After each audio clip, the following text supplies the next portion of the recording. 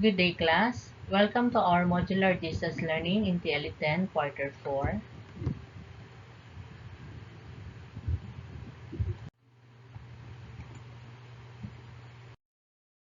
Okay, class. I want you to analyze these pictures. Try to figure out the thought or idea about these three pictures. Okay, so first picture shows the garbage can, the recyclable symbol, and the Mother Earth. Okay, so let us see what is the connection of these pictures to our topic.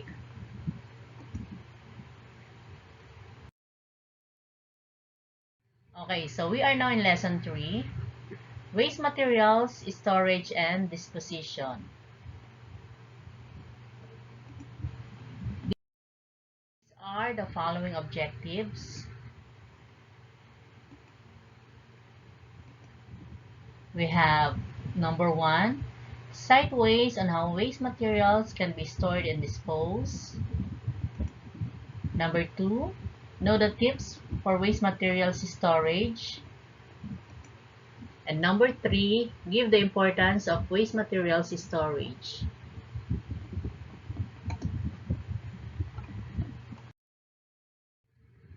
Okay, so what is proper waste disposal? Proper waste disposal begins with good waste management, including minimum waste generation, reusing surplus materials, and recycling of appropriate waste. So it involves the 3R.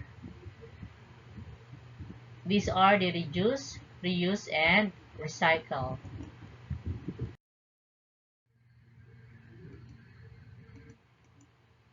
Generated waste must be properly collected and stored.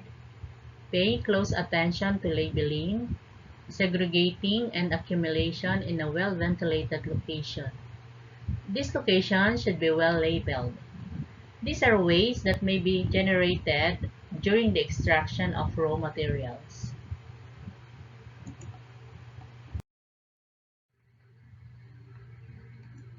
Okay, so these are the factors or ways to consider in proper waste disposal. Okay, class. Number 1, we have responsible proper disposal. As you can see in the picture, class, users are responsible for the proper disposal of their own waste.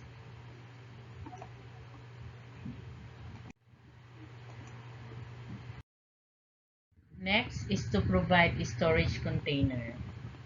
Waste must be kept in an adequate portable storage containers, and it should be an approved size storage container and should be strong and must be placed at accessible locations. Okay, next, as you can see, class, properly managed waste will help us in applying the 3Rs, which are the reuse, reduce, and recycle before disposing our waste.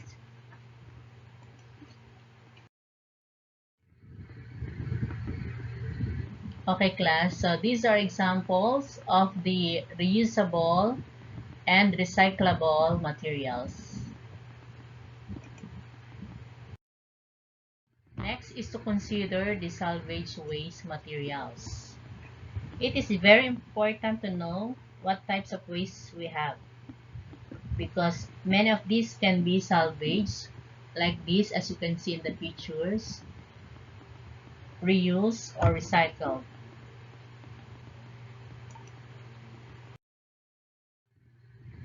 And last one is to avoid improper waste disposal.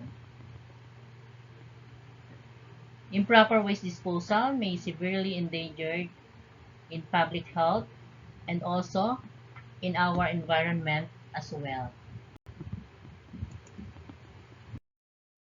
Okay, now class, these are the top tips for waste material storage. Okay, first we have storage area. Assign a storage area for substances that are flammable for plant and for materials waste.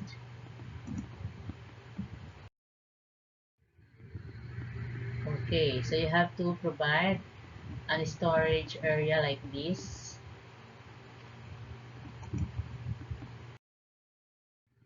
Next, number 2, pedestrian routes.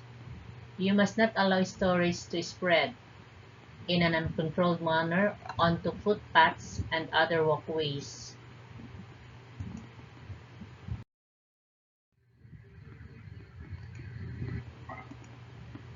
Okay class, as you can see in this picture, the storage containers are properly placed on the side of the road or pathways.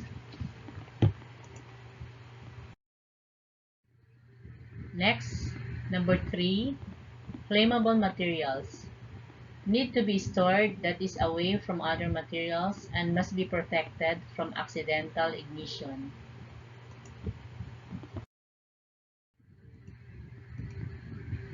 Okay, so they are segregated from other waste materials. Next, number 4, tidiness. Keep all storage areas tidy, whether in the main compound or on the site itself.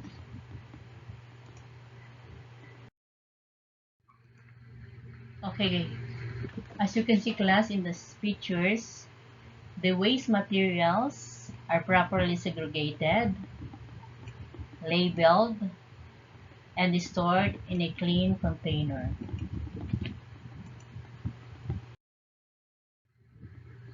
Next, number 5, deliveries. Plan deliveries to keep the amount of materials on the site to a minimum.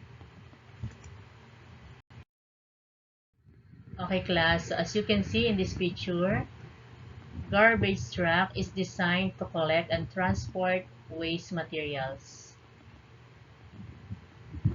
So those are the top tips for waste materials storage.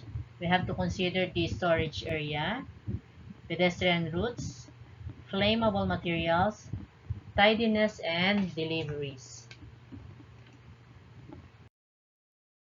Okay, so for points to ponder, these are the things that you have to keep in mind. Having a proper waste management can result in the availability of valuable materials to reuse, recycle, and reduce.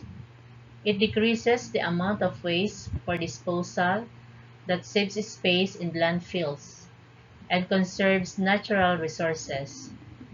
Finally, waste management is also important for public health.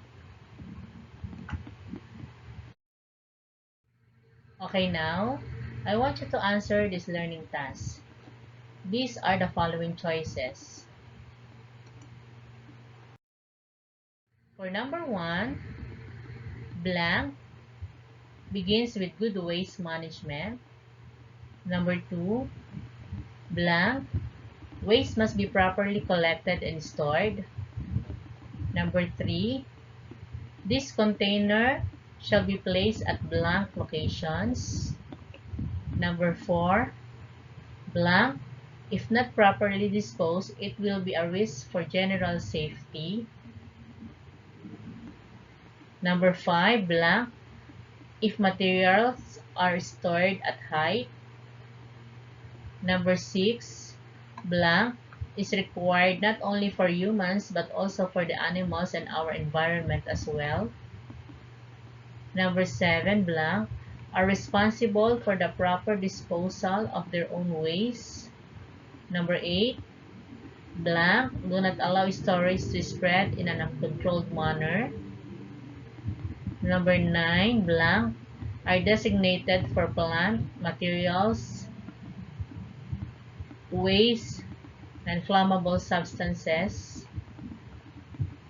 And number 10, blank, keep all storage are tidy, whether in the main compound or the site itself. Okay, and for your performance task, collect or gather some waste materials at home. Present on how you will dispose it properly. Write a detailed narrative and pictorial report on how to keep waste materials safely. These are the following rubrics to consider. Use or wear a PPE for your self-protection. So that is equivalent to 20%. Next is the safety habits. If you observe the safety precautions, that is 30%. And next is the collected waste materials. If your collected materials involves the 3 R's, these are the reusable, recyclable, and the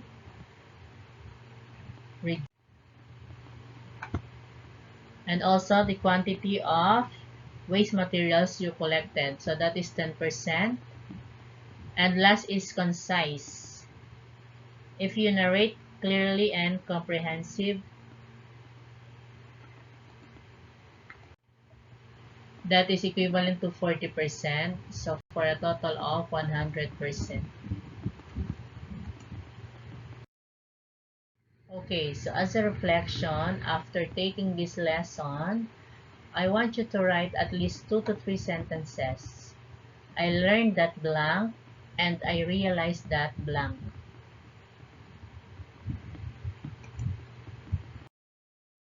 Okay, so that's the end of our lesson 3. I want you to compile all your answer sheets in your portfolio and be ready on the date of submission. I am your Mom Heidi. Thank you and good luck.